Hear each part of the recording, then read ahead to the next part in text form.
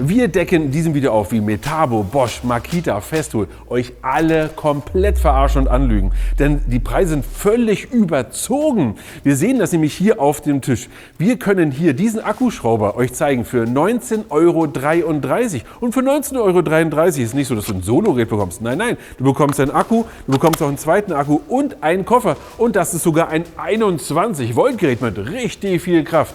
Okay, das wird richtig wild heute, denn dieses Video handelt von Lug, Betrug, Witz und Flammen. In diesem Video schauen wir uns die billigsten Akkuschrauber an, die du kaufen kannst. Und zwar haben wir beim großen A, jeder weiß, was damit gemeint ist, 4 Akkuschrauber gekauft. Und zwar Komplettsets. Mindestens ein Akku musst du dabei sein, wie hier. Meistens sind sogar 2 Akkus dabei. Und wenn du dir mal wirklich überlegst, du bekommst hier 2 Akkus, einen Akkuschrauber, einen Koffer, ein Ladegerät und noch Zubehör für 19,33 € und wir gehen hier gerade mal auf 35 € hoch, kann das nur komplett der Schrott sein. Das schauen wir uns heute in diesem Video an. Denn hier sind Sachen drin, das glaubst du nicht. Allein wenn du überlegst, diese Batterie hier, also dieser Akku, der wiegt gefühlt gar nichts. Da gucken wir auch mal rein. Wir machen auch die Geräte auf und wir werden die Geräte auch testen. Und ich sage euch eins, es ist wild, wie es noch niemals in irgendeinem Video bei uns war. Denn was sind eigentlich, du weißt das doch bestimmt, ja, was sind AA-Batterien, was sind AAA-Batterien, kennen wir alle. Aber hier sind AA-Batterien enthalten und davon gleich 2. Übrigens, falls du dich wunderst, wo ich hier bin, ich bin in unserer Logistikhalle. Habe ich hier notdürftig mich eingerichtet, weil aber auf der anderen Seite ein Tor ist, drehen wir heute hier. Ja? Warum? Weil wenn die Dinge anfangen abzufackeln, zu brennen oder irgendwas zu machen, dann können wir entweder rausrennen, aber zumindest können wir hier mal ordentlich durchlüften. Das geht im Studio nicht so leicht. Und lass uns mal Folgendes machen. Wir fangen jetzt schon bei unserem ersten Schrauber an. 19,33 € bekommen wir den Schrauber mit einem 21 Volt Akku. Ganz wichtig, 1,5 Ampere-Stunden und mit 21 Volt. Und wir fangen, vielleicht bevor wir uns den Akkuschrauber anfangen, einfach mal beim Akku an oder sogar beim Zubehör. Wir bekommen so einen Koffer dazu. Im Koffer drin ist ein wahnsinniges Zubehörset, nämlich das da. Hier sind schon so ein paar Sachen mit dabei, ein paar Bohrer und irgend so ein Zeug. Und auch, ich muss jetzt mal machen, und auch dieses Teil hier, was irgendwie einen Akku laden soll. Das Interessante ist, das machst du da drauf und dann kannst du so laden. Ja? Also das ist schon mal erstmal wild. Aber wir gucken uns jetzt mal an, wie sieht denn das Gerät hier von innen aus. Dazu habe ich ein fachmännisches Gerät. Und wir sehen hier, da ist das hier drin. Ja? Wir sehen hier an der Stelle, das ist alles, was drin ist. Und das ist echt nicht viel für so ein Netzteil. Also das ist schon ein bisschen wenig. Ein bisschen Lampi, ein bisschen Machi und hier, naja, egal. So, wir gucken aber mal hier rein. Wir gucken mal in den Akku rein. Wie sieht denn der Akku von innen aus? Was hat denn der da eigentlich drin? Und dann schauen wir uns mal den Akkuschrauber an, das ist auch witzig. Ja? Für 19,33 €. Ja, mal gucken, was ein Akkuschrauber taugt. Und ganz ehrlich, kein Mensch kann mir erklären, dass man für 19,33 € einen Akkuschrauber, selbst wenn man eine Schraube reinschraubt, unter normalen Arbeitsbedingungen herstellen kann. Ja, weil wenn du jetzt Mehrwertsteuer noch abziehst, ein bisschen Versand, ein bisschen hier und da, dann musst du das Ding herstellen für 2 € oder so, wenn überhaupt. Ja, schreibt mal gerne in die Kommentare, was ist denn eure Meinung zu solchen Geräten? Und jetzt gucken wir mal rein und das sieht doch schon interessant. Oh, krass! Guckt mal hier. Da sind ja wirklich 4 Zellen drin. 5. Hier sind 5 Zellen drin. Schaut euch das mal an. Und hier steht 3,7 Volt. Aber was ergibt jetzt 3,7 Volt mal 5 Akkus? Definitiv weniger als 21. Naja, okay.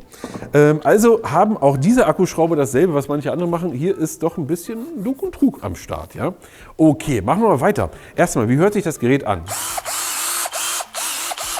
Eigentlich noch relativ normal. Ehrlicherweise, das ist der beste von allen vom Klang her, aber zweiter Gang. Hört man gar keinen großen Unterschied. Kann man einfach so umschalten, auch nicht schlecht. Sollte man eigentlich nicht machen, aber sei es drum. Wir werden jetzt mal Folgendes machen, wir messen mal ganz kurz nach, wie schnell dreht er wirklich.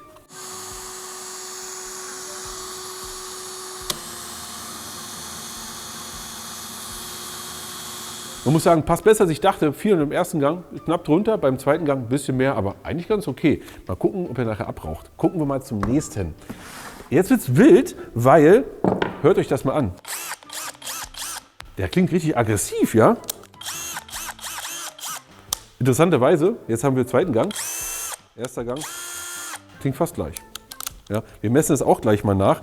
Aber wenn ihr euch das anschaut, sie sehen sich schon ziemlich ähnlich, aber dann irgendwie auch nicht, als wenn sie aus derselben Fabrik kommen, aber anderes Design haben sollten. Er hat natürlich nur 20 Watt, aber es wird immer leichter. Es wird immer leichter. Warte mal, ich möchte ihn auch auseinanderbauen. Da möchte ich mal einmal reingucken und werden auch hier bestimmt 5 Zellen sehen. Haben wir 20 Volt und haben wir nicht 20 Volt. Und keine Sorge, wir werden das hinterher fachmännisch entsorgen. So, uiuiuiui. Das ist so leicht, aber wir sehen hier drin auch 5 Zellen, oder?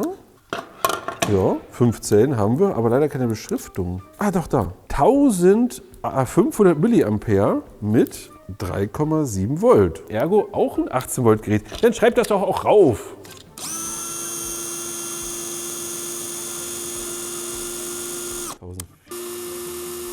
Die Abweichung bei dem ist schon ziemlich krass. Wenn du überlegst, der soll ja 1850 Umdrehungen haben im zweiten Gang. Hat er auf keinen Fall. Wir sind hier auf knapp 400 nur gekommen.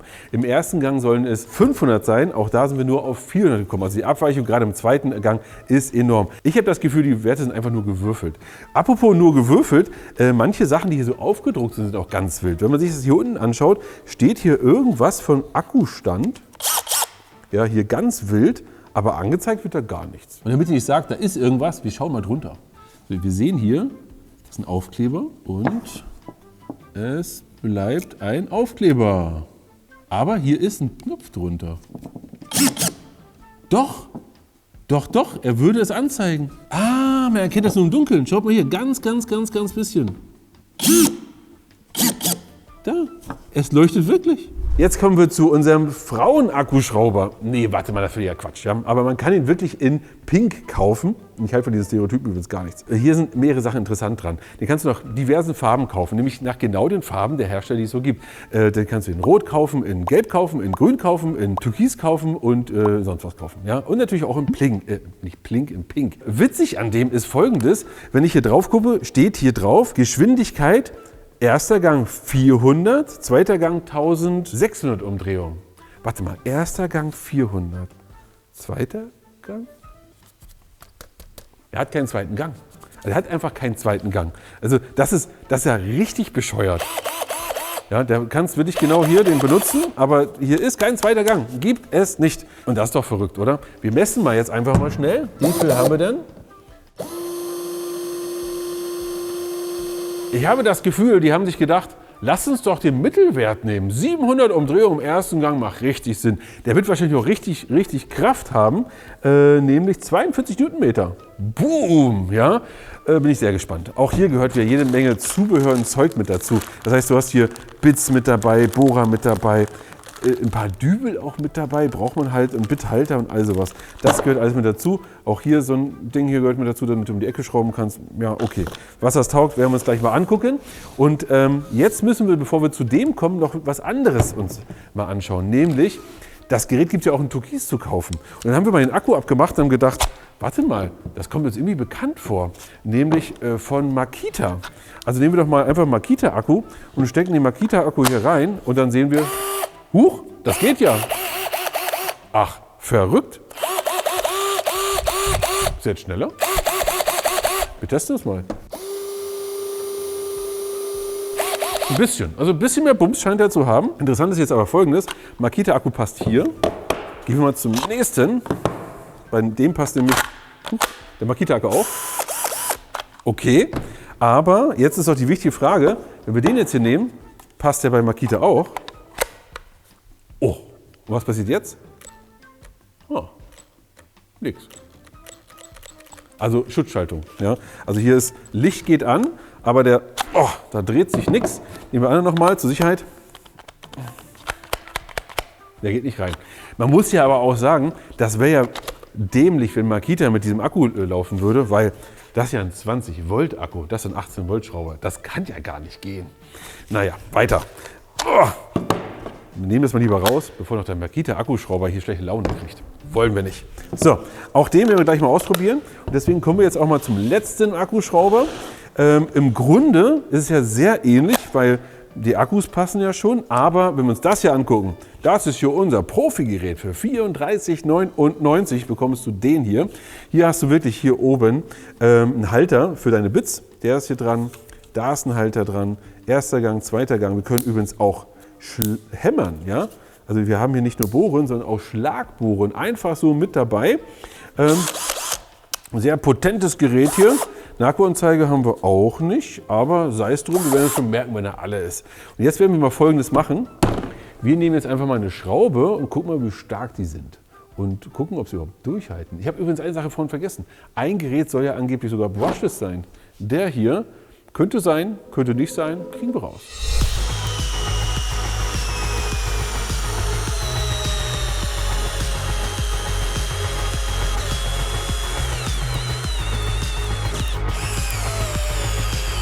Oh, er zieht, er zieht, er zieht.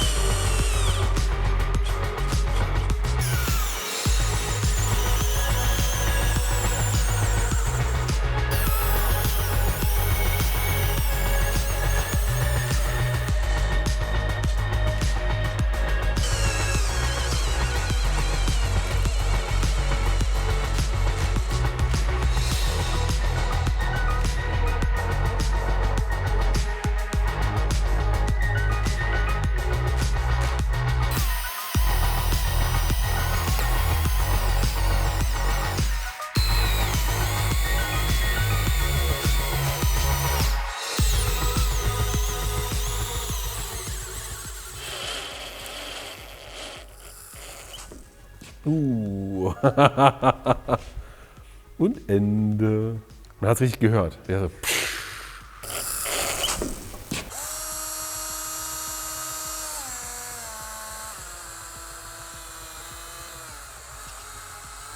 Oi, oi, oi.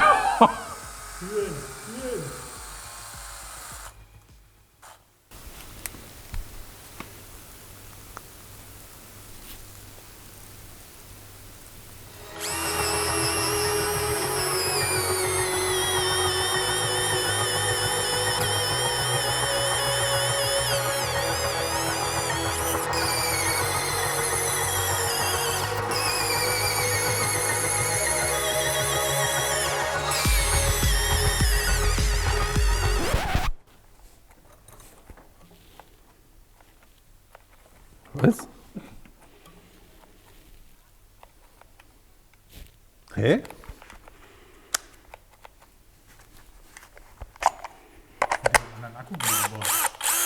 Jetzt geht er wieder. Nein.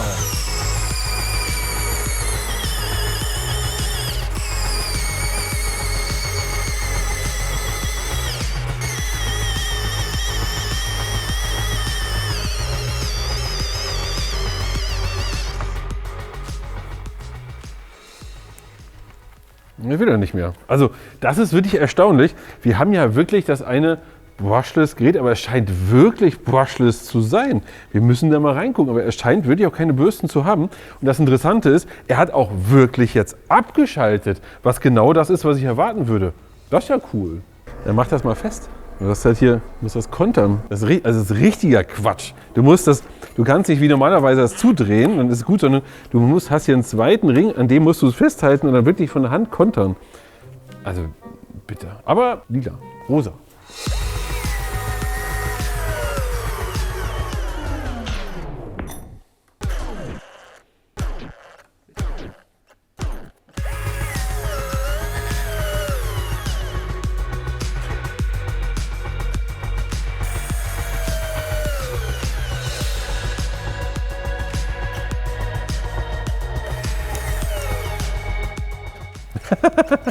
Der hat keine Lust mehr.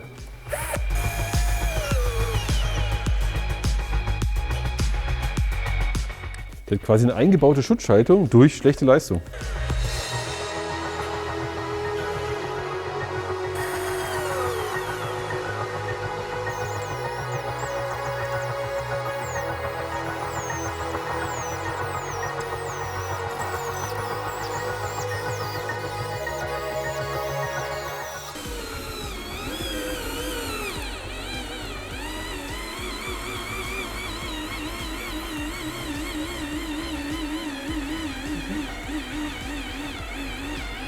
Ei.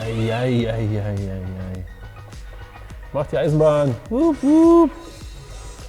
Komm, einmal geht noch.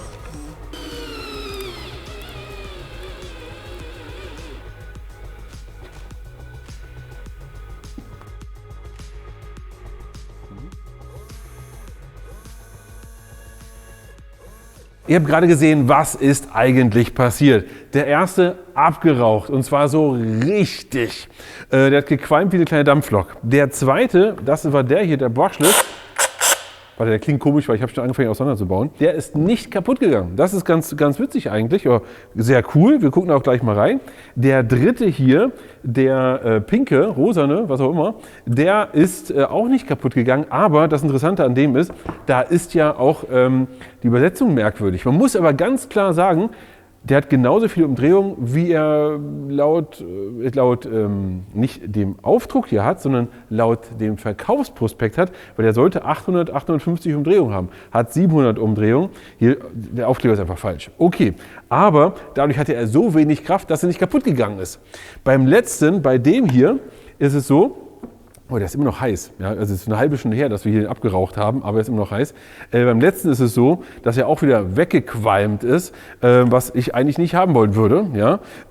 Und interessanterweise ist das Baufutter jetzt so fest, wir kriegen das nicht mehr auf. Da müssen wir irgendwie eine Zange nehmen oder irgendwas anderes, also das geht nicht mehr auf. Also hier ist vorbei. Ja? Ihr seht also, das ist echt blöd. Lass uns mal ganz kurz in die Geräte reingucken. Erst einmal bei dem hier, ja, bei dem, der noch ganz ist. So sieht es von innen aus. Also da ist gar nicht viel dran. Ja? Hier unten die Kontakte, das ist auch alles hier. Das sind die beiden Kontakte. Die sind hier auch, ja, ich sag mal irgendwie verlötet. Dann sehen wir hier unseren Trigger. Ja, und dann gucken wir mal weiter. Dann haben wir hier unseren Motor. Und der ist ja immer noch in gutem Zustand. Also falls einer haben will, einfach melden. Ja, dann geht das hier klar. Schauen wir uns mal den hier an, unseren Brushless. Uiuiui. Hier haben wir auch wirklich einen Brushless-Motor drin. Schaut mal hier. Ja, also das ist wirklich drin, was draufsteht. Das hätte ich überhaupt nicht erwartet, aber er ist da. Die Kraft war überschaubar, aber wir haben wirklich einen kleinen Brushless-Motor. Das heißt, du kannst Glück haben, es stimmt auch wirklich, was draufsteht. Gucken wir uns auch den letzten an, einer von den beiden, der kaputt gegangen ist. Vielleicht kriegen wir den hier auseinander. Prüfhammer! Das ist eine gute Sache. Der Bit ist endlich raus, weil wir haben ihn vorher nicht rausgekriegt.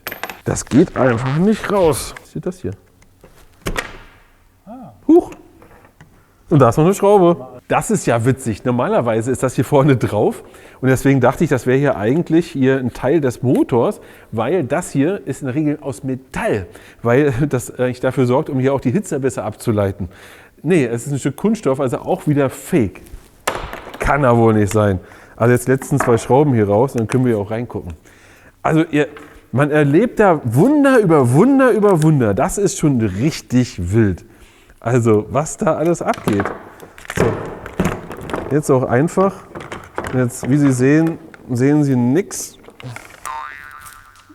Uiuiui. Heieieiei. Der ist heiß. Der ist immer noch heiß. Also hier haben wir unseren Motor. Der ist aber richtig geschmolzen. Alter Falter. Also da ist, hier ist Kernschmelze angesagt. Aber so richtig. Also das ist alles Quatsch. Meine Meinung oder mein Feedback für euch, wenn wir den ganzen Scheiß uns mal angucken. Jetzt könntet ihr folgendermaßen oder Folgendes sagen. Könnt jetzt sagen, Sebastian, die Dinger funktionieren doch. Also man könnte das jetzt so betrachten.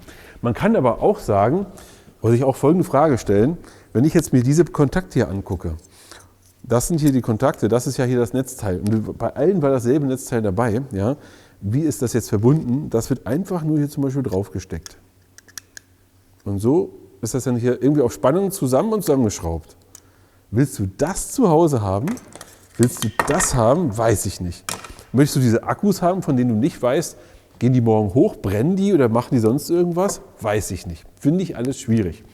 Wir haben Folgendes mal nochmal gemacht, um mal zu schauen, in Relation zu Markengeräten und zu Profigeräten, was können sie denn? Ja? Wir haben ja auch mal hier einen 12 Volt genommen und geschaut, was kann der denn? Und haben das Ganze mal ausprobiert. Ergebnisse sind folgendes. Der Bosch Grün hier zum Beispiel, das ist ein ganz kleiner, das ist ein Easy Drill 38. Den bekommst du, so wie er hier ist, schon für 70 € mit Akku, mit allem drum und dran. Übrigens, den haben wir dir unten verlinkt. Ja, die anderen Geräte nicht, weil du sollst sie auf keinen Fall kaufen. Der hat zum Beispiel eine 10x200er Schraube hier reingeschraubt ohne Probleme. Ist übrigens auch ein Brushed-Motor und der geht nicht hoch, denn der hat eine Hitzekontrolle drin. Und wir haben hier ein paar Schrauben reingeschraubt, funktioniert. Ja? Und das Ganze nur für den doppelten Preis. Dass die nächsten dann noch besser sind, der Milwaukee hier kann zum Beispiel eine 880 ohne Probleme, eine 10x200, was der hier geschafft hat, obwohl es der starke 12 Volt ist, hat er nicht hinbekommen. Der große hier, ja, unser 90 FC, ganz bewusst kastriert durch einen Mini-Akku, nur ein 2 Ampere-Stunden Akku, weil die anderen waren ja auch ganz klein. Der hat trotzdem noch eine 10x340er ohne Probleme reingeschraubt, obwohl er ganz wenig Energie nur bekommen hat und eine 13x600er auch noch zur Hälfte. Mein Fazit ist hier ganz klar: Kauf keinen Mist, das ist kompletter Müll. Du weißt nicht, was du bekommst, du weißt nicht, wie sicher das ist, du weißt nicht, ob deine Bude abfackelt, du kaufst im Grunde Elektronikschrott. Für ein paar Euro mehr bekommst du schon etwas Vernünftiges. Und ob es dann jetzt Bosch Grün ist, Einhell oder Parkside, das macht auf jeden Fall aus meiner Sicht mehr Sinn als der Müll.